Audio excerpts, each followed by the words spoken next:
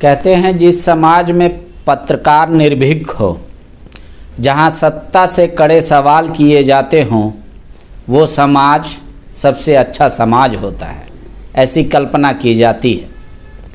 पत्रकारिता का पता नहीं, सबकी नज़र में गोल्डन पीरियड कुछ और होगा। मेरी नज़र में मैं मानता हूँ कि गोल्डन पीरियड कभी आया ही नहीं। लेकिन आज हम इस विषय पर हैं कि जब झारखंड 22 साल का हो गया तो यहाँ पत्रकारिता कितना फला फूला या और सिकुड़ गया। हमारे साथ बात करने के लिए हरिनारायण जी हैं। हरिनारायण जी किसी परिचय के मोहताज नहीं, वर्तमान में आज़ाद सिपाही के प्रधान संपादक हैं और कई संस्थानों में, बड़े संस्थानों में बतौर संपादक अपनी सेवा दे चुके हैं। हरि जी सर, आपको तो पहले प्रणाम और झारखंड स्थापना दिवस की बधाई हो आपको। सर, हम ये जानना चाह रहे हैं 22 साल में पत्रकारिता झारखंड में कहाँ से शुरू हुआ था और अब कहाँ पर है? मेरा तो मानना है कि किसी भी क्षेत्र में सबसे ज़्यादा फैलाव पत्रकारिता में ही हुआ है। 22 साल पहले हमें लगता है कि यहाँ 3 अखबार थे, 4 अखबार थे, उसके पहले 2 ही अखबार हुआ करते थे,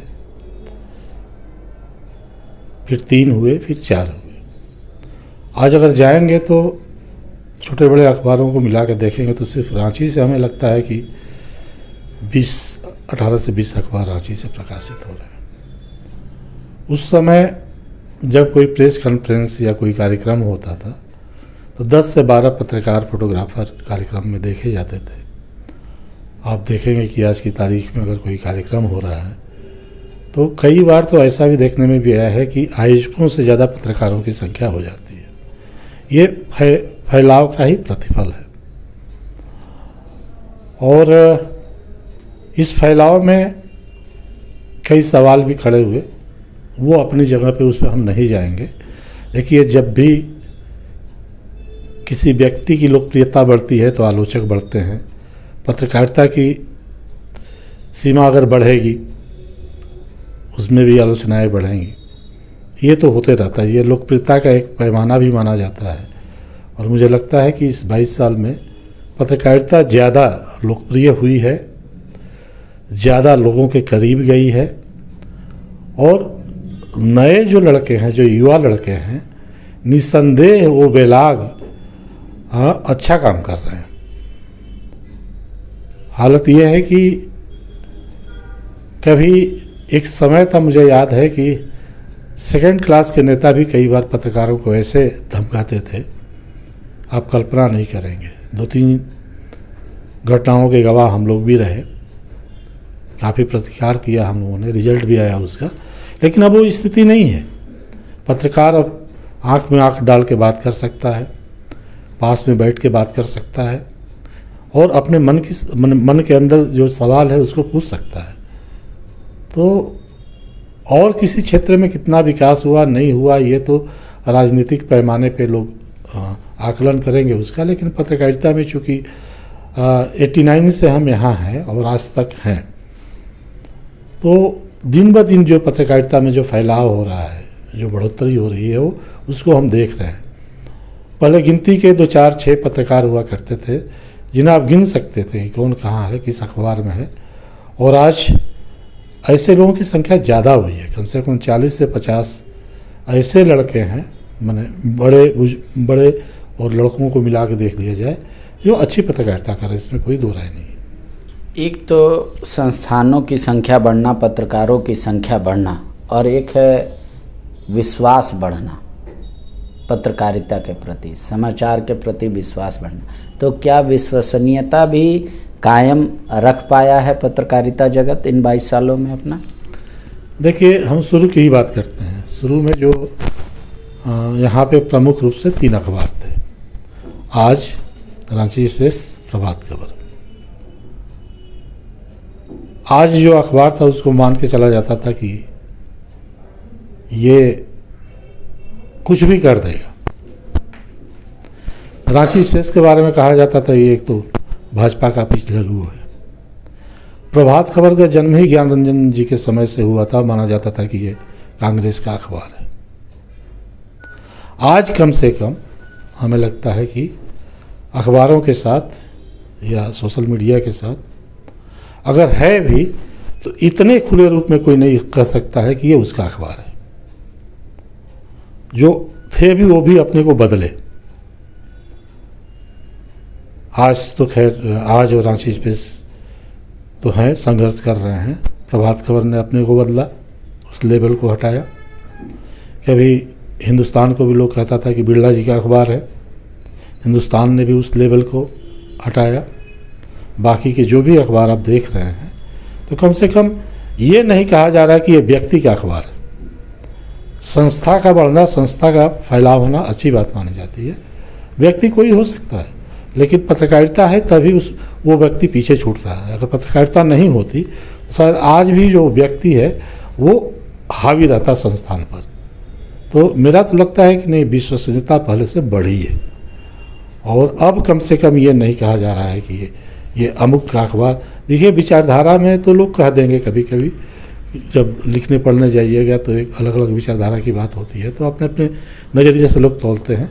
लेकिन कुल मिला के देखिएगा कि एक बैलेंस बना करके पत्रकार चल रहे हैं और जहाँ ज़रूरत है वहाँ चोट भी कर रहे हैं। वर्तमान में कई शब्द पत्रकारों के साथ जोड़ दिए जा रहे हैं, गोदी मीडिया, येलो जर्नलिज्म, तो फलना ढेकना, इस तरीके का। और कई बार सेग्रीगेट किया जा रहा है कि नेशनल मीडिया है तो बायस्ड है, लोकल है तो हमरा है।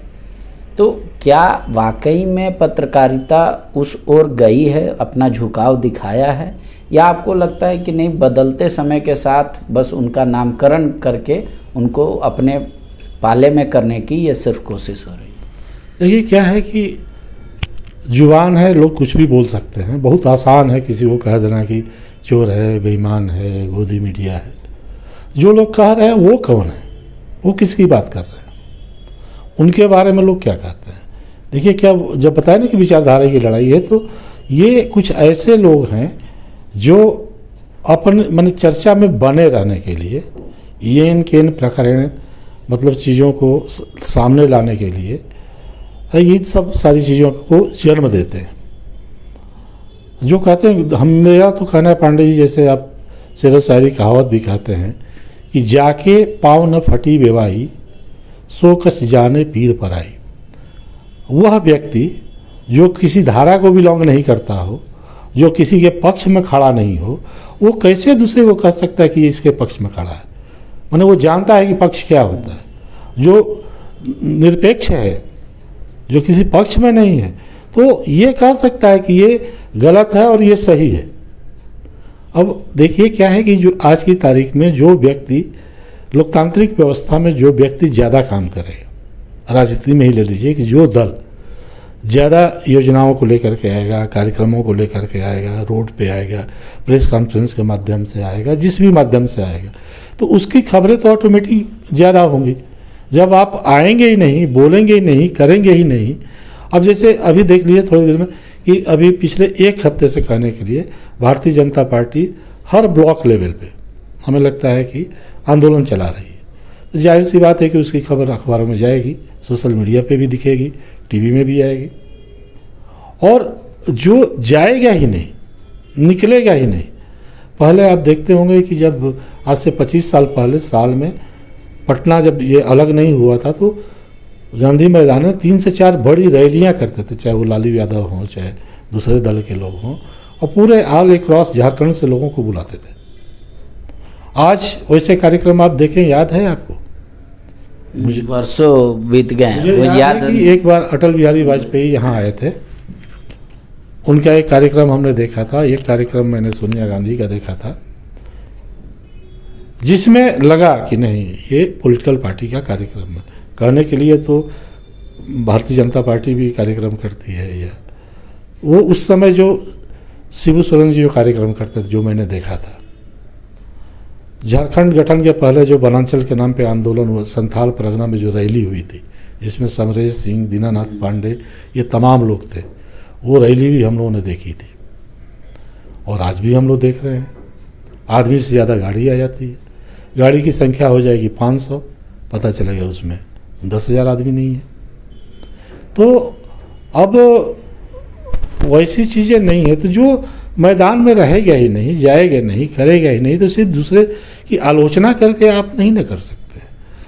बार बार नरेंद्र मोदी को लेकर के विरोधी दलों की जो विपक्ष के लोग हैं उनको मीडिया से थोड़ी परेशानी हो रही है, लेकिन एक आदमी जो सुबह 7 बजे से लेकर के रात को 8 बजे तक 9 बजे सोने के पहले तक कार्यक्रम ही कर रहा है, उसको कैसे लोग छोड़ देंगे?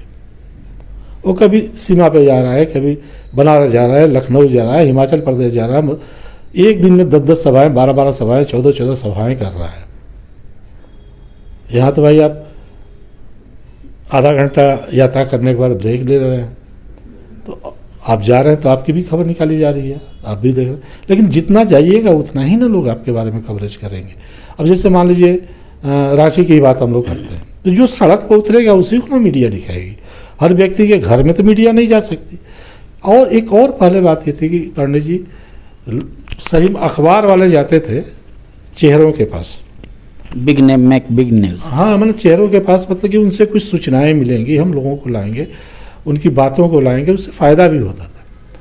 आज जाने की ज़रूरत नहीं पड़ती है, लोग बुला लेते हैं।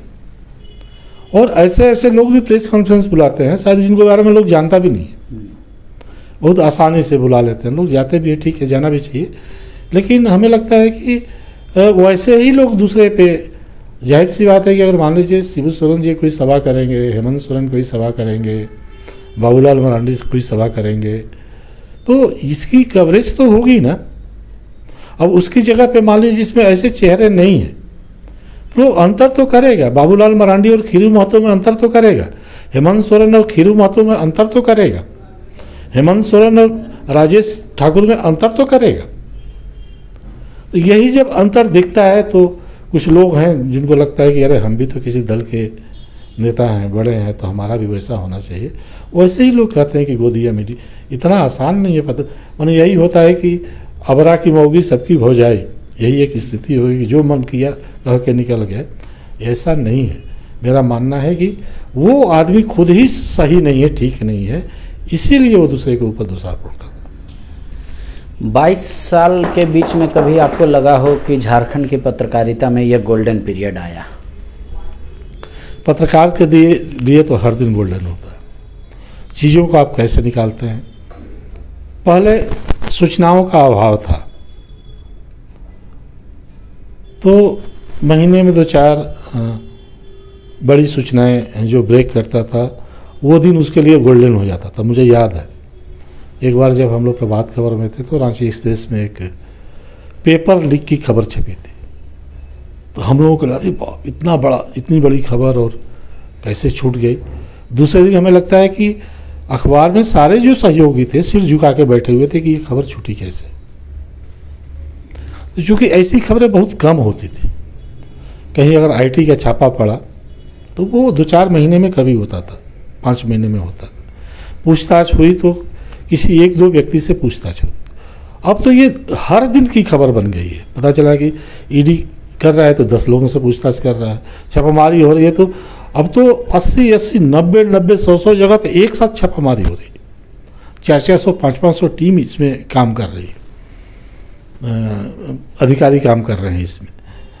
तो मेरा मानना है कि ऐसा कोई मानक नहीं है जिससे आप कह दीजिए कि वो गोल्डन पीरियड था और ये गोल्डन पीरियड नहीं। उस समय भी संघर्ष था, संघर्ष से ही रास्ते निकलते थे और ऊंचाई मिलती थी। और आज भी, बल्कि आज संघर्ष ज़्यादा है, आज प्रतिस्पर्धा ज़्यादा है। पहले 2 और 3 के बीच की बात होती थी। मुझे याद है कई बार एक रोचक चीज़ थी कि पहले क्राइम की खबर सबसे बड़ी खबर मानी जाती थी। सब कुछ छूट जाए, क्राइम नहीं छूटे। और जो क्राइम बीट देखता था तो उस क्लास लगने लगता था दूसरे दिन सुबह में कि तुमसे ये खबर कैसे छूटी, भले एक छोटी हत्या की ही खबर क्यों नहीं। बाद में उसका क्या दुष्परिणाम क्या हुआ कि जितने क्राइम रिपोर्टर थे वो आपस में बना लिए कि भैया ऐसा करो कि जो रूटीन खबर है हम लोग बांट लेते हैं, जो एक्सक्लूसिव है तो उसके लिए कोई बात नहीं, अपना लिखो तो लोग मिल गए। आज भी देखते हैं हमको कि बहुत सारी चीज़ें देखने को मिल रही। तो और आज भी वही है, देखिए कि ऐसा नहीं है कि अगर आप निकले हैं आज संघर्ष नहीं कर रहे हैं, सुबह से निकले होंगे। और पहले तो हमें लगता था कि 7-8 बजे के बाद लोग घर चले जाते थे, अभी कोई दायरा नहीं है, 11 भी बज सकता है, 12 भी बज सकता है। कभी सुबह पहले हमें नहीं याद है कि कभी राष्ट्रपति जो है 8 बजे कार्यक्रम में कभी आती थी, मतलब दिल्ली से आकर के 8 साढ़े 8 बजे रांची आ जाए और उलिहातू चला जाए। उलिहाती का कार्यक्रम ही शुरू होता था 10, 11, 12 बजे से। तो अब मान लीजिए वो तो आ गई, पत्रकारों को भी तो 6 बजे उठना पड़ा होगा, 5 बजे उठना पड़ा होगा। तो आज हमको तो लगता है कि मतलब पहले से ज़्यादा आज गोल्डन पीरियड है, चुनौती भी है, गोल्डन पीरियड भी है, क्षेत्र भी बना है। पहले सूचनाओं के स्रोत बहुत कम थे, क्योंकि काम भी बहुत कम होता था, तो घोटाले की भी गुंजाइश कम होती थी, योजनाएं भी कम आती थी, तो कवरेज भी कम होता था, स्कूल कॉलेजों की संख्या भी कम थी। और हाँ, 1-2 टफ विषय माना जाता था, एक मुख्यमंत्री का बीट देखना, एक क्राइम का बीट देखना। मुझे याद है कि एक अखबार से 3-3, 4-4 लोगों को लगाया जाता था। और आज मुझे लगता है कि पहले से आज मुझे खुशी होती है, पहले हर चीज़ सूत्र से मिलती थी, आज रिपोर्टर जाके निकालता है। तो मुझे तो लगता है कि पहले जो आंख से भी देखता था तो कहीं ना कहीं एक दबाव था उसके ऊपर, जिसके कारण उसको सूत्र लिखना पड़ता था, अपने को वो नहीं खोलता था। और आज जो है मतलब अगर किसी के खिलाफ कोई निगेटिव खबर भी अगर चलाया है तो साहस रखता है सुबह में उसके सामने जाकर के बात करने के लिए। तो आज साहस भी है, जोश है, होश है, सब कुछ है। पहले से मुझे अच्छा लग रहा है। सोशल मीडिया आने के बाद पत्रकारिता कितना बदल गया आपको लगता है? क्रांति आई है, मैं मानता हूँ। इसके पहले लोग घरों में सोए रहते थे। ये नहीं कह रहा हूँ कि खबरें नहीं आती थी जाती थी, लेकिन पता नहीं चलता था कि क्या है नहीं है। वो अखबार के पन्नों में मतलब देखिए क्या है ना कि झारखंड में हर दिन 400 से कम खबर नहीं होती होगी, 500 खबर होती होगी। अखबारों में कितना कवरेज आता है? एक पेज में आप ज़्यादा से ज़्यादा 12, 14, 16 खबर लगाएंगे। 12 पन्ने का अखबार है तो आप मान के चलिए 150 खबर छापेंगे, वो 150 ही खबर है। और सब सोशल मीडिया का जोड़ दीजिएगा तो 400 से 500। और सोशल मीडिया से एक और फ़ायदा हुआ कि हर तरह की चीज़ें लोगों को मिल जा रही, हर तरह की चीज़ आपको मिल जा रही। और उसको देख करके हम कहेंगे कि सोशल मीडिया को देख करके प्रिंट मीडिया की स्पीड बढ़ी है। ये जितने आपके जो .com वाले जितने आए हैं उसको भी देख करके, वेबसाइट देख करके नींद टूटी है पत्रकारों की। हम लोग भी देखते हैं, जब सोशल मीडिया को देखते हैं या कोई चीज़ देखते हैं तो अपने अलर्ट करते हैं अपने पत्रकारों को, तुम कहाँ हो, यहाँ जाओ, वहाँ जाओ। सूचनाओं के मामले में सोशल मीडिया ने सचमुच में क्रांति लाई। सरकार की नज़र में जो अंतिम पंक्ति में खड़ा इंसान होता है, जिसको राशन कार्ड भी चाहिए, जो लंबी लंबी लाइन लगाकर वोट भी करता है, जिसको आज भी सड़क का दरकार है, जिसके घर आज भी पक्के के नहीं हैं, क्या अखबार, टीवी, सोशल मीडिया वहाँ तक पहुँच पाया है इन 22 सालों में? देखिए, हम झारखंड की बात करें तो 3.5 करोड़ के आसपास की आबादी है। इतने लोगों तक तो हमें तो लगता है कि भगवान भी नहीं पहुँचे हैं। भगवान अगर पहुँचे होते तो उनकी समस्याओं का समाधान हो जाता। मीडिया, अखबार या लोग कहाँ से पहुँच पाए? हाँ, एक ज़रूर है कि ज़रूरतमंद जो है ना वो खोज निकालता है, जिसको ज़रूरत है सूचनाएं देने की, व्यथा कहने की, आने की, वो मीडिया को आज ढूंढ ले रहा है। नहीं तो पहले पता चला कि एक संथाल परगना का आदमी मीडिया को ढूंढते ढूंढते रांची आता था, अब उसके ब्लॉक में मिल जाएगा। बात तो वहाँ से उठ ही जाएगी, काम होगा कि नहीं होगा ये अलग बात है, लेकिन उसकी जो मुख्य बात है, अब लोग उसमें से हमको लगता है 10% तो काम हो ही जाता है। जो छोटे छोटे काम है जिसमें बहुत सारा प्रोटोकॉल नहीं शामिल है या नीति सिद्धांत नहीं है, तो छोटा मोटा काम तो अधिकारी भी उसको सुन के कर देता है। तो जैसे आपको प्यास लगेगी तो पानी कहीं से ढूंढ निकालिएगा। अगर आपको दिखाना है तो जिस दिन कोई भी खबर नहीं देखेगी उस दिन भी आप कुछ दिखा दीजिएगा। इसी तरह से जिसको ज़रूरत है मीडिया को ढूंढ लेता है। अब यही है कि उसको बहुत दूर तक ढूंढने की ज़रूरत नहीं है, आदमी उपलब्ध हो गया। कहते पहले पत्रकारिता जुनून थी, व्यवसाय नहीं था, या फिर व्यवसाय भी था तो वो व्यवसाय इकोनॉमी वाला कम और लोगों का समाज अच्छा चले उसके लिए ज़्यादा किए जाते थे। अब क्या वाकई में ये प्योर एक बिजनेस है, इसको ऐसे देखा जाए पत्रकारिता को, या फिर आपको लगता है कि नहीं, जितना मेहनत इसमें है, अगर पैसे कमाने की ही बात होगी तो इतना ही मेहनत करके कोई ज़्यादा पैसे भी कमा सकता है? देखिए ऐसा है कि अभी जो इसके पहले आप कह रहे थे कि पहले जुनून था, आपने कभी सुना है कि भूखे पेट किसी ने पत्रकारिता की हो? जिसकी भी जुनून की आप बात करते हैं, बड़े बड़े जो नाम थे, बिग फेम थे, तो क्या उनको रोजी रोटी की चिंता थी? उनको बाल बच्चों की पढ़ाई की चिंता थी? उनको शिक्षा दीक्षा इतनी महंगी थी और रोटी कपड़ा मकान इतना महंगा था? नहीं था। तो आवश्यकताएँ कम थी, आवश्यकताएँ कम थी तो कुछ ज़्यादा करना नहीं पड़ता था। लेकिन आज क्या है, और ये ज़रूर है कि मेहनत के हिसाब से इसमें पैसे नहीं है। लेकिन आज भी मैं पांडे जी बता दूं कि हर जगह, चाहे आपका ही संस्थान हो सकता है पूंजी का अभाव हो, मेरा ही संस्थान हो सकता है पूंजी का अभाव हो, लेकिन अगर कोई योग्य लड़का अगर आ जाएगा, नहीं पूंजी होते हुए भी आपका भी संस्थान उसको रखना चाहेगा और मैं भी उसको रखना चाहूँगा। अगर काम वाला है तो दाम अपना ले ही लेगा, भले बड़ा पैकेज नहीं मिले वो अलग बात है। लेकिन ये कि आज अगर प्रतिभा आपके अंदर है, आप अच्छा कर सकते हैं, तो हर जगह उसकी ज़रूरत है। मैं तो बल्कि ये मानता हूँ कि ज़रूरत के हिसाब से इसमें उतने लोग सामने नहीं आ पा रहे हैं। हाँ, उनके बहुत सारे लोग रोजी रोटी के जुगाड़ में भी इसमें आए हैं, क्योंकि रोज़गार का अवसर नहीं है, नौकरी का अवसर नहीं है, पढ़ लिख के क्या करेगा, खेती होगी नहीं और कोई काम हो नहीं सकता है। तो अपने को समाज में बनाए रखने के लिए भी एक यह आसान सा तरीका है कि इसमें आ गए, कर रहे हैं। अगर उसमें ही अगर वो रास्ता ढूंढ रहे हैं तो क्या बुरा है, आज नहीं तो कल चमकेगा ही। आपने देखा होगा कि अचानक से, भले ही पांडे जी आप नहीं लाख रुपया कमा पाए, लेकिन अगर आपकी रिपोर्टिंग से,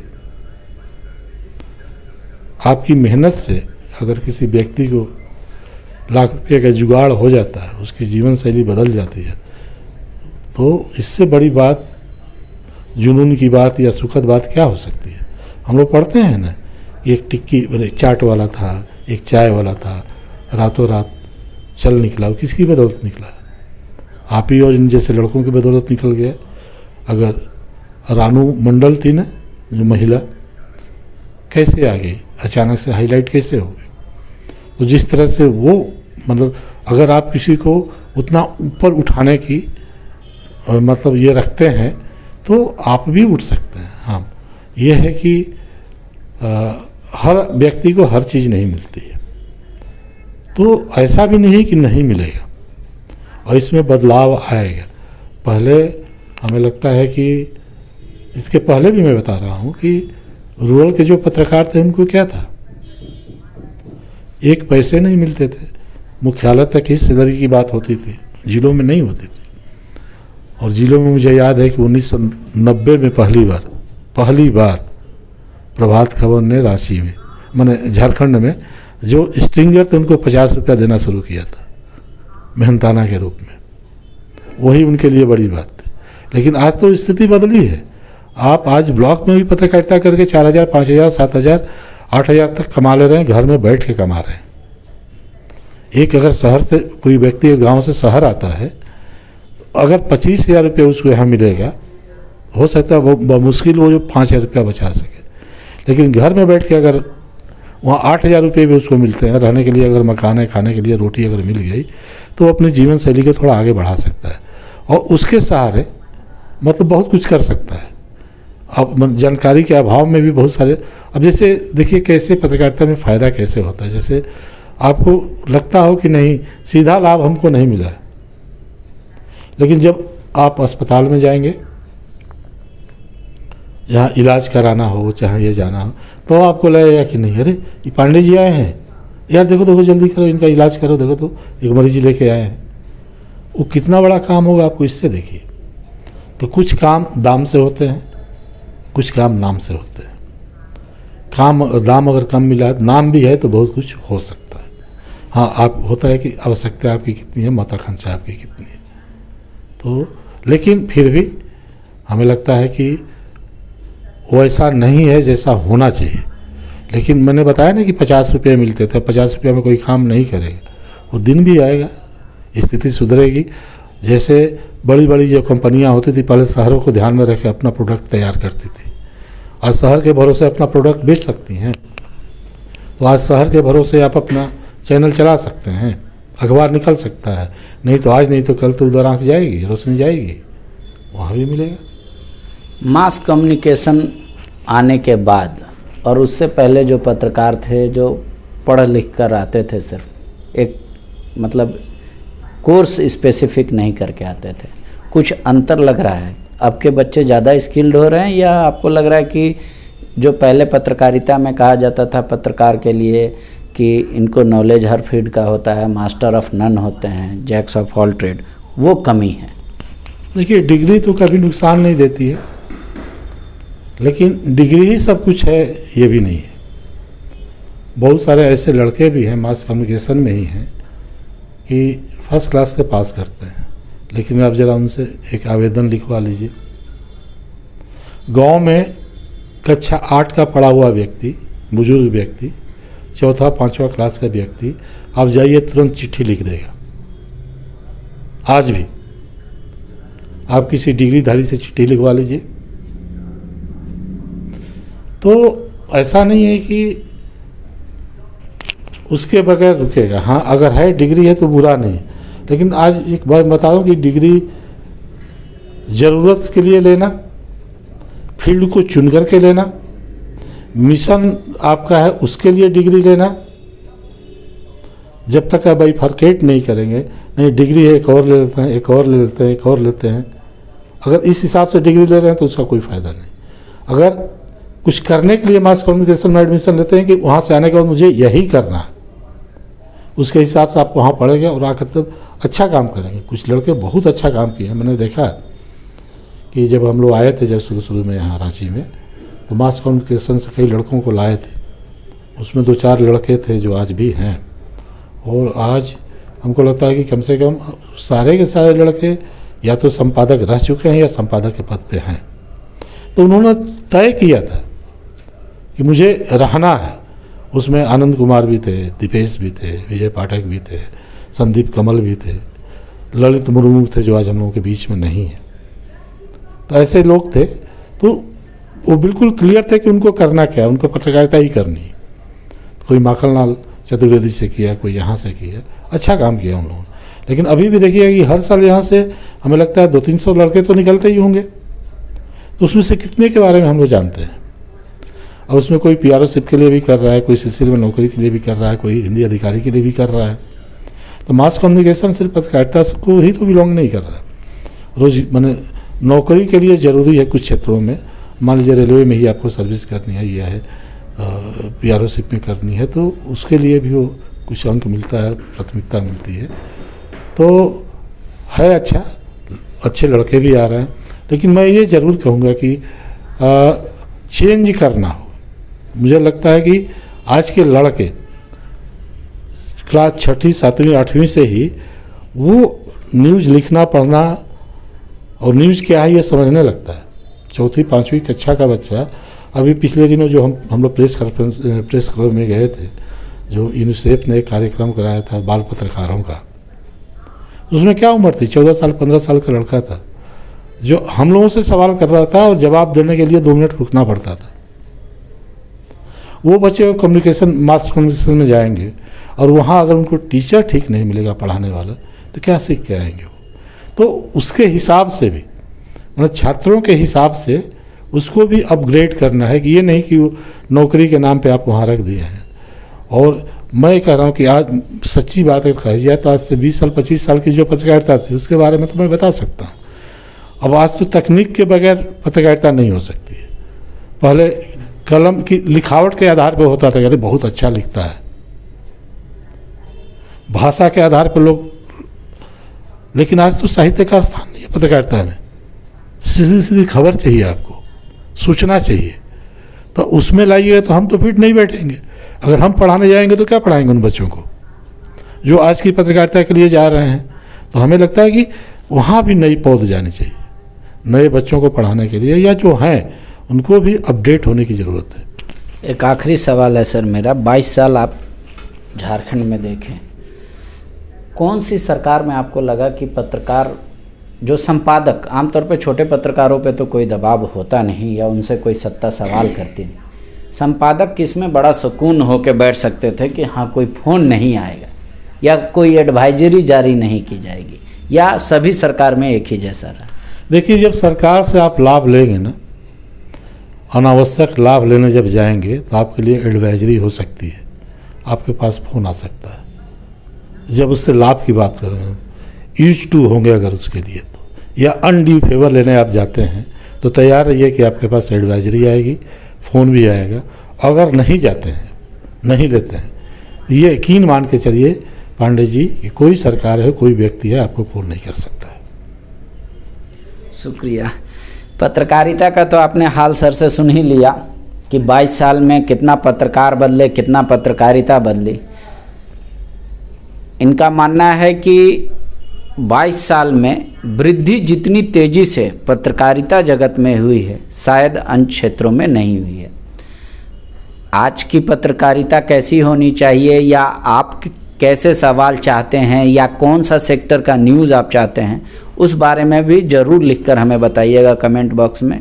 कोशिश करेंगे, हमारे पास भी संसाधनों की कमी होती है, पर उसको हम फुलफ़िल कर सके और उन क्षेत्रों की ही खबर या उससे संबंधित खबर ही आपको दिखाएं। शुक्रिया। विवेकानंद विद्या मंदिर स्कूल एक CBSE affiliated English medium coed school है। हम शिक्षा के साथ संस्कार देते हैं। thefollowup.in. Like, share, and subscribe. www.thefollowup.in